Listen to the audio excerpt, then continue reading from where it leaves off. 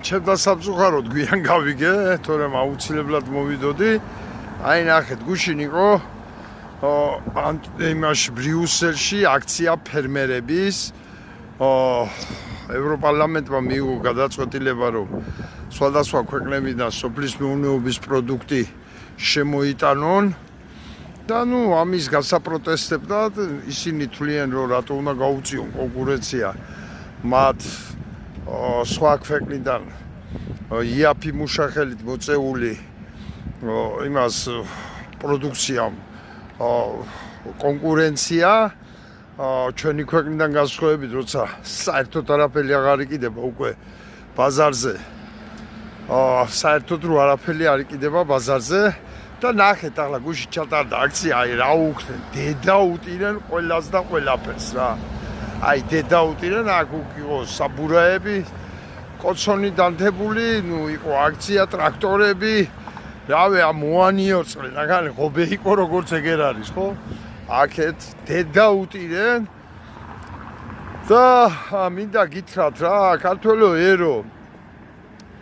აი ესენი არ უციან ლიდერს, არ ეძებენ გადამჩენელს და თვითონ არიან ლიდერების, თვითონ არიან გადამჩენელი თავის. აი ნახე რა დღეშია ეს ახლა მოწყობილი სკვერი იყო დედა ნატირები რა.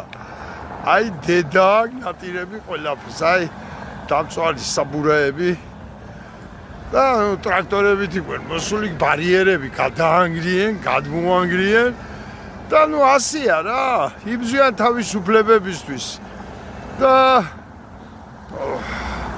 ასე უნდა ვქნათ ჩვენაც და ესენი არ უციან უიმე ითორობა მაინც ჩვენს აგლეხების არა და ვიცარ უნდა მევიდნენ არ მახსოვს და რაღაც სისულელებს დავანებოთ ქართველო ერო თავი არავინ არ მოა შენთვის არავინ არ მოა შენთვის ბძოლა უნდა შენი უფლებების დაცვას უნდა იბძოლოს ყველაერად არ არსებობს აი აყვეებული ქვეყანა ნახეთ რა აყვეებული ქვეყანა და აი იბძვიან რა აქ იყვნენ ფერმერები ჩამოსული საფრანგეთიდან პოლონეთიდან რავი თავის ტრაქტორებით თავის ყველაფრით და არ გაუკეთებია ეს მანდამაის პოლიტიკურ პარტიებს ორგანიზება პროფკავშირები იყო ჩართული რა თქმა უნდა და მინდა ერთი რამ გითხრათ რა 12 მილიონი მოსახლე ცხოვრობს ბელგიაში